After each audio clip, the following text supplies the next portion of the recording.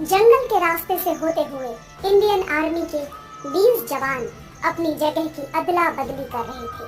प्रताप और अर्जुन के हाथों में मिलिट्री शिफ्टिंग की पूरी जिम्मेदारी थी। धीरे धीरे अब सूरज ढलने लगा था। नौजवानों की 4 गाड़ियां लंबे रास्ते से होते हुए जा रही थी, लेकिन तभी अचानक गोलाबारी शुरू हो गई। गोला, बम, बारूद फटने लगे। उन पर कुछ घुसपैठियों ने पीछे से वार किया। उन चारों गाड़ियों के नौजवान अपने अपने हथियार लेकर चौकन्ना हो गए थे। सभी सिपाही इधर उधर बिखर चुके थे और गोलीबारी शुरू हो गई थी। पीठ पीछे वार करते हुए घुसपैठिए तादाद में बहुत ज्यादा थे। इंडियन आर्मी के कुछ जवान शहीद हो चुके थे तो कुछ बहुत बुरी तरह घायल भी थे।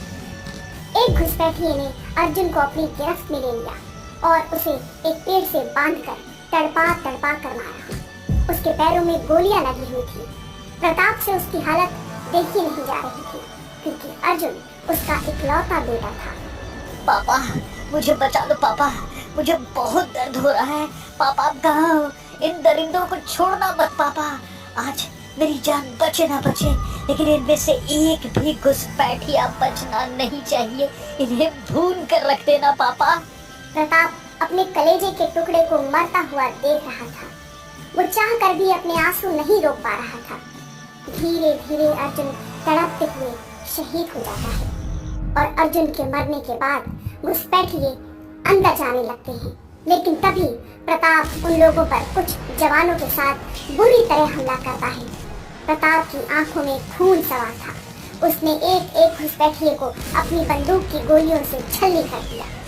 प्रताप अर्जुन के पास जाता है और रो रो के बोलता है, मेरा बहादुर बेटा मेरे साथ नहीं रहा, मुझे छोड़कर चला गया।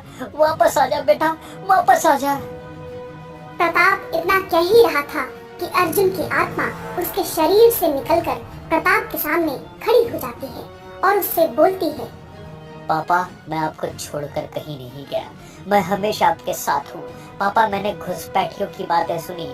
आपने जितने घुसपैठियों को मौत के घाट उतारा है वह तो सिर्फ कुछ ही लोग थे, लेकिन इनका पूरा गैंग हमारी भारत माता को तबाह करने की प्लानिंग कर रहा है। आपको अभी हार नहीं माननी है। आपको इन नापाक लोगों का एक एक करके हिसाब लेना है। अपनी भारत माता के लिए जीना है। पापा आप ये कर सकते हैं और आप रोए नहीं बल्कि बेटे पर गर्व करिएगा, क्योंकि मैं देश के लिए शहीद हुआ हूँ। मेरी ओर से मेरी माँ को चिट्ठी लिखना और उनका ख्याल रखना। चलता हूँ पापा। बेटा मैं तेरे बलिदान को जाया नहीं जाने दूंगा। वह क्या भारत माता को तबाह करेंगे, मैं उनकी लाशें बिछा दूंगा। प्रताप इतना बोलकर अपनी सेना की टुकड़ी को लेकर और घुसपैठियों के अड्डे पर पहुंच जाता है और उन पर गोलीबारी करते हुए एक एक का खात्मा कर देता है। प्रताप ने घुसपैठियों का मुंह तोड़ जवाब दिया। प्रताप और उसका बेटा अर्जुन दोनों ही इंडियन आर्मी के नौजवान थे। दोनों बाप बेटे देशभक्ति की बहुत बड़ी मिसाल बन चुके थे। उन्होंने बहुत सारी बॉर्डर पर लड़ाइयाँ जीती थी। एक दिन गांव से अर्जुन की माँ की चिट्ठी आती है, जिसे पढ़कर प्रताप की आंखें नम हो जाती हैं। अर्जुन प्रताप की आंखों में आंसू देख लेता है और उनसे बोलता है, अरे पापा आपकी आंखों में आंसू, मेरे कैप्टन की आंखों में आंसू, और यह आपके हाथों में क्या है? ओह माँ की चिट्ठी आई है। बेटा इस चिट्ठी में तेरी माँ ने तेरा हाल पूछा है। वह मुझसे शिकायत करते हुए बोल रही है। अरे पापा आप कुछ दिनों की छुट्टी लेकर माँ से मिलाओ, माँ आपको देखकर बहुत खुश हो जाएगी। बेटा मैं तेरी माँ की हालत समझ सकता हूँ, लेकिन तुझे तो पता ही है कि अभी मिलिट्री टीम को मेरी कितनी जरूरत है। प्रताप इतना बोल ही रहा होता है कि तभी हेडक्वार्टर पर फोन आता है कि उसे मिलिट्री शिफ्टिंग की जिम्मेदारी दी गई है। प्रताप और अर्जुन दोनों ऑर्डर सुनते ही अपने हथियार लेकर निकल पड़ते हैं। अर्जुन सभी मिलिट्री ऑफिसर को एक जगह इकट्ठा करता है और ये सूचना देता है कि थोड़ी देर बाद सभी ऑफिसर अपना अपना सामान और हथियार पैक करके गाड़ियों में सामान लोड करेंगे। वो गाड़ियां जंगल के रास्ते से होते हुए जा रही थी, लेकिन उसके बाद जो हुआ वो बहुत ही दर्दनाक था। आर्मी के कुछ जवान अर्जुन का मृत शरीर गंगा के सामने रख रहे होते हैं। वो इस हादसे को बर्दाश्त नहीं कर पाती और फूट फूट कर रोते हुए कहती है, मेरे लाल तुम मुझे छोड़कर कहाँ चला गया था? तूने मुझसे वादा किया था कि तुम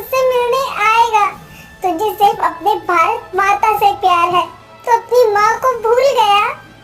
अर्जुन की आत्मा अपनी माँ की बातें सुनकर बहुत रोता है और अपनी माँ के सामने आ जाता है। अर्जुन की आत्मा को देखकर गंगा उसे गले लगाने के लिए दौड़ पड़ती है, लेकिन वो उसे सिर्फ देख और सुन सकती है।